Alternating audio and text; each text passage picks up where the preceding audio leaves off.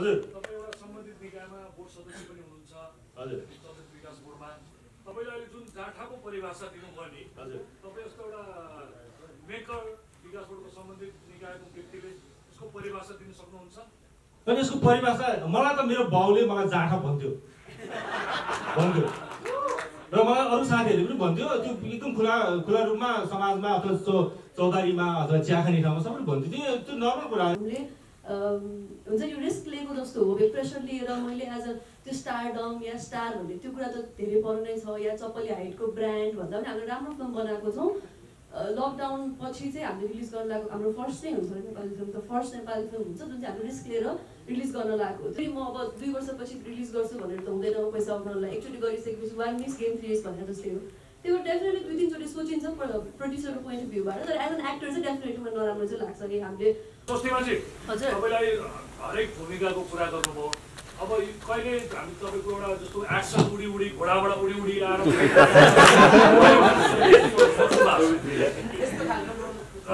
घोडामा ढाका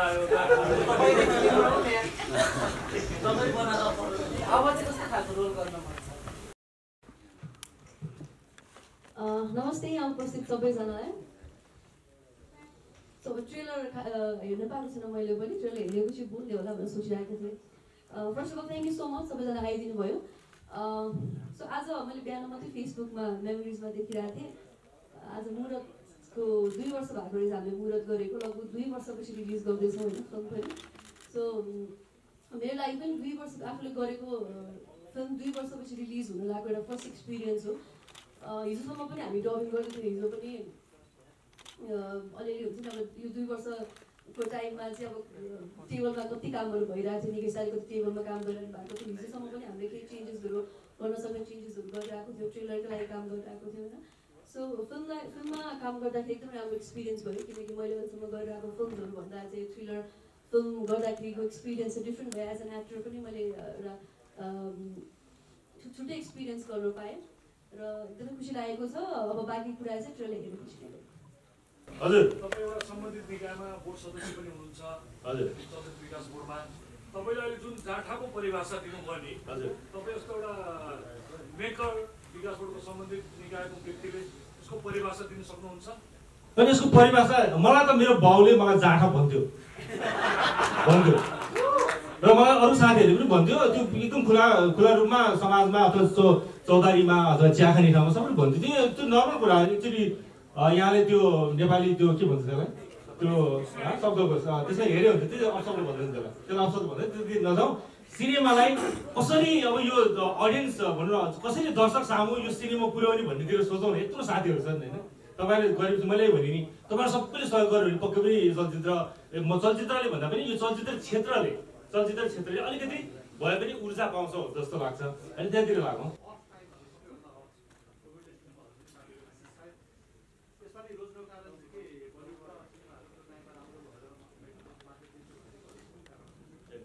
अनि सबभन्दा पहिला त हिजो चलचित्रले हट भएर त्यो अलिकति जाडो महिनामा लगाएको हो होइन।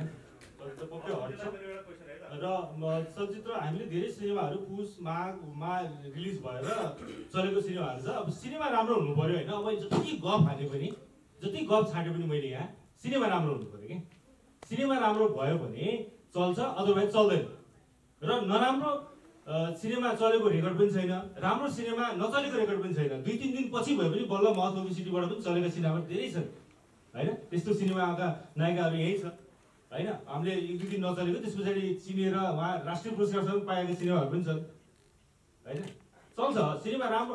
कसैले थाहा नपाउनु सक्छ। त्यसो भएर त तपाईँलाई भरे आग्रह गरिरहेको तपाईँहरूसँग म भिख मागिरहेको छु अहिलेदेखि।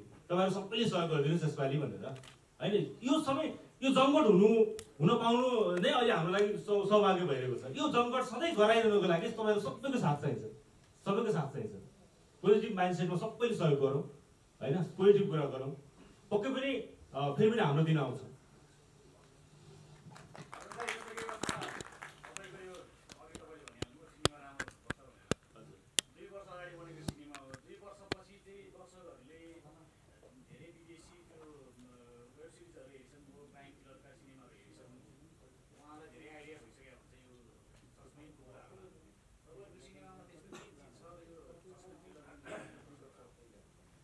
अब यसको आन्सर मैले दिने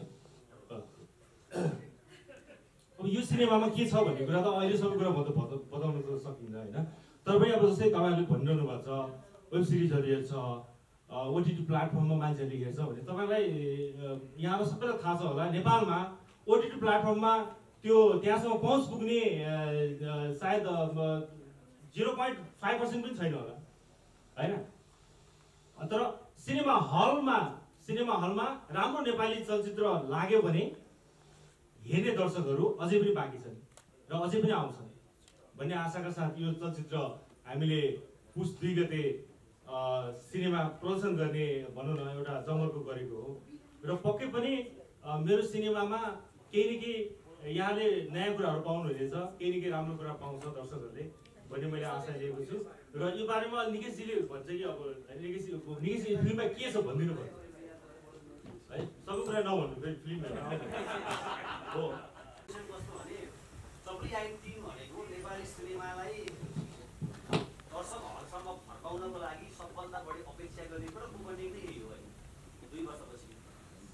तपाईँ पछिल्लो समयको सर्वाधिक चलेको नायिका भनेको कारणले गर्दा चप्ली आइट टिमको व्यापार र नेपाली फिल्मलाई चलायमान बनाउनको लागि जुन एउटा प्रेसर क्रिएट भएको छ, स्वस्तिमाको स्टारडम चल्ला नचल्ला, स्वस्तिमाले दर्शकहरूमा फर्काउने नफर्काउने भन्ने जुन एउटा प्रश्नहरू आइरहन्छ कलाकार भइसकेपछि तपाईँ त्यसलाई कतिको प्रेसरको रूपमा लिनु भएको छ कि स्वस्तिमा होइन चप्ली आइट टिम नै राम्रो छ वा त्यो नै चल्नुपर्छ भनेर के सोच्नु पर्छ?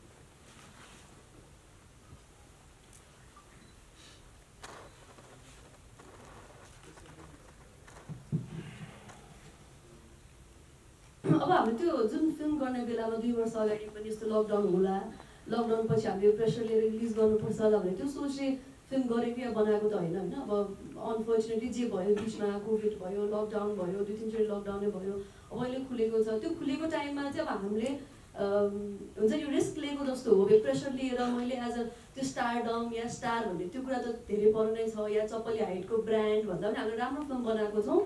लकडाउन पछि चाहिँ हामीले रिलिज गर्न लागेको हाम्रो फर्स्ट नै हुन्छ नेपाली फिल्म, त फर्स्ट नेपाली फिल्म हुन्छ जुन चाहिँ हामीले रिस्क लिएर रिलिज गर्न लागेको हो। त्यो स्टारडम म स्टार हो कि होइन, मैले अब मेरो भोलि फिल्म चल्यो भने चाहिँ म त खतरा रहेछु, या हाम्रो फिल्म चल्यो भने चप्पली हाइट भन्दा ब्रान्ड खतरा रहेछ त्यो भएर चल्यो, त्यो केही पनि हुँदैन। फिल्म राम्रो रहेछ त्यही भएर चलेको भन्ने चाहिँ हुन्छ होला होइन। यस्तो रिस्क लिएर पनि हामीले रिलिज गरिराख्दाखेरि चाहिँ अडियन्सहरूले या कसैको पोइन्ट अफ भ्यूबाट हेर्दाखेरि चाहिँ लकडाउन पछि पनि यो फिल्म चाहिँ कसैको ब्रान्डले गर्दा कसैको नामले गर्दा चल्यो भन्दा नि लकडाउन पछि पनि यो फिल्म राम्रो रहेछ त्यही भएर चल्यो भन्ने हुन्छ र यस्तो प्रेसर चाहिँ अब स्पेसली अहिले आएर त प्रेसर लिने कुरै भएन, किनकि हामी जति सक्ने 100% काम सुटिङको टाइममा 35 दिन जति गर्नु पऱ्यो त्यो नै गरिसकेका छौँ होइन। अहिले आएर मलाई त्यो स्टारडमको प्रेसर भन्ने त्यो त म लिँदिनँ अरू बेलामा पनि, तर अहिले आएर लकडाउन पछि त यो मेरो स्टारडम हुन्छ या यो फिल्मको ब्रान्ड हुन्छ भन्दा पनि राम्रो छ भने चल्यो, राम्रो छैन भने लकडाउन भए पनि नभए पनि फिल्म चल्दैन। राम्रो छ भने लकडाउन पछि पनि अब सूर्यवंशी पनि अस्ति हेर्नुभयो होइन, त्यो पनि Hindi film I think first film नै थियो होला, धेरै पछि रिलिज भएको, त्यो चल्यो राम्रोसँग।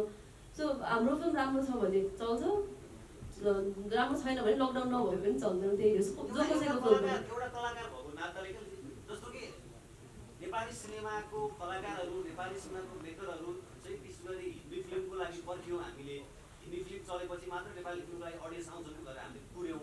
ती कुराहरू सुन्दाखेरि नेपालको एउटा राम्रो चलेको कलाकार भएको नाता तपाईँलाई त्यस्ता कुराहरूले कहिले पिच गर्दै गर्दैन, हामीलाई चाहिँ हिन्दी फिल्मै चाहिने हो भन्ने दर्शकलाई नेपाली फिल्मका निर्माता डराए कलाकार कहाँ गयो भन्ने खालको एउटा म्यासेज गएको थिएँ। एउटा कलाकार भएको नाताले, एउटा चलेको कलाकार भएको नाता त्यस्तो पिच गर्दै गर्दैन। पिच त डेफिनेटली गर्छ, किन भन्दा हामी चाहिँ अब बलिउड या हलिउड या बाहिर इन्टरनेसनल फिल्महरूकै सहारा लिएर चाहिँ अब त्योसँग जुत्दाखेरि पनि हामी खुसी नहुने, हामीलाई रिलिज गर्नलाई पनि एउटा हिन्दी फिल्म या हलिउड फिल्म नै कुर्नुपर्ने रहेछ भने त्यति बेला नराम्रो त डेफिनेटली लाग्छ। तर ह्याभिङ सेड द्याट अब एज एन एक्टरको पर्सपेक्टिभ भन्दा पनि मैले प्रड्युसरको पर्सपेक्टिभबाट हेर्दाखेरि एउटा फिल्म भनेको ठुलो लगानी हुन्छ होइन। अब तपाईँहरू यहाँ नै देख्न सक्नुहुन्छ हाम्रो एउटा फिल्मको लागि 3 जना प्रड्युसर हुन्छ, 3 जनाको पैसा हुन्छ होइन। सो उहाँहरूको पर्सपेक्टिभबाट या एज अ प्रड्युसर मैले भोलि कुनै फिल्ममा लगानी गरेँ या मेरो फिल्म छ भने म पनि दुईचोटि सोच्छु होला डेफिनेटली होइन। भोलि एकचोटि फिल्म रिलिज भइसकेपछि फेरि म अब 2 वर्षपछि रिलिज गर्छु भनेर त हुँदैन पैसा उठाउनलाई, एकचोटि गरिसकेपछि 1 मिस गेम 3 इयर्स भनेर जस्तै हो।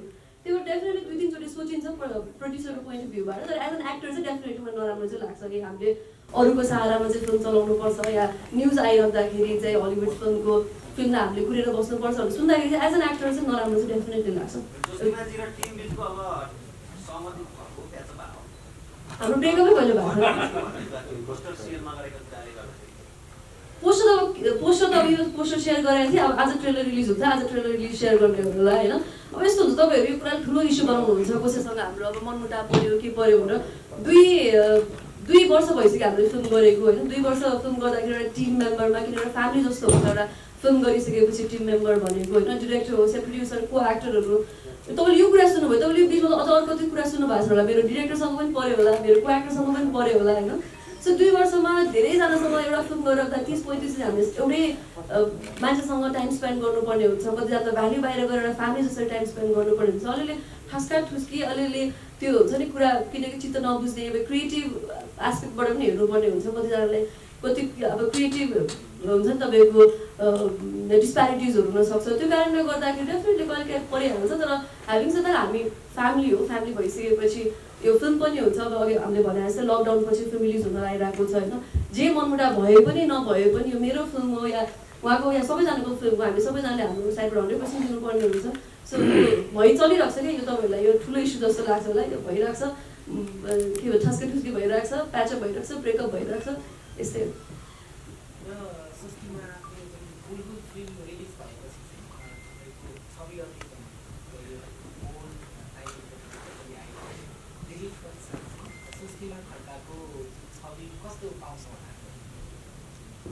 मलाई एज एन एक्टर मेरो केही पनि छवि नबनाइदियोस् जस्तो लाग्छ होइन। किनकि एक्टर भनेको तपाईँको पानी जस्तो हुनुपर्छ भन्छ।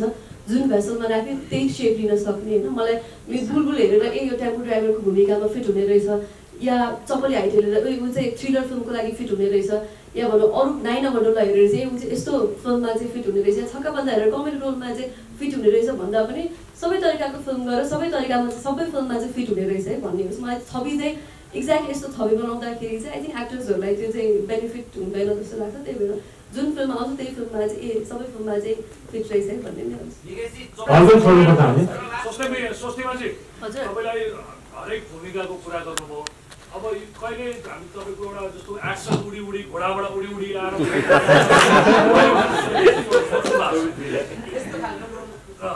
घोडामा ढाक आयो अब चाहिँ कस्तो खालको रोल गर्न मन छ भन्ने खालको कुरा अब छ यतिकै बोलौँ है। मेरो सोच ठुलै छ। त्यस्तो अब एक्ज्याक्टली यही गर्ने भने दिमागमा त छ, अब यसरी नभनौँ होइन। राखिरहेको छ दिमागमा 1-2वटा क्यारेक्टर्सहरू गर्न मन छ। एक्सन क्यारेक्टर पनि एक्सनको लागि चाहिँ फिजिकली पनि आफूले धेरै इनपुट दिनुपर्ने हुन्छ होइन। अगाडिदेखि नै अब त्यसको लागि पनि छ। तर अब हेरौँ सस्तीमा खड्काएर यो सिक्वेल फिल्मको सिक्वेल चाहिँ परिपूरक हो कि संयोग मात्रै पर्ने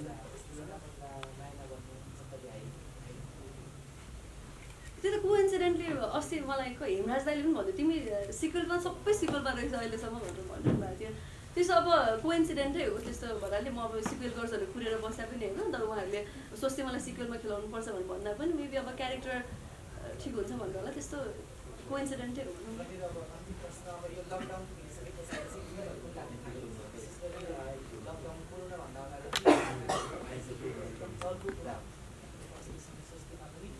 सफल भइरहेको छ। अब चाहिँ कलाकारहरूले फिल्ममा कसरी काम गर्नुपर्छ पारिश्रमिकको हिसाबले अथवा क्यारेक्टरको हिसाबले एउटा फिल्मकै हिसाबले कसरी बढ्यो भने चाहिँ फिल्म इन्डस्ट्रीलाई राम्रो हुन्छ।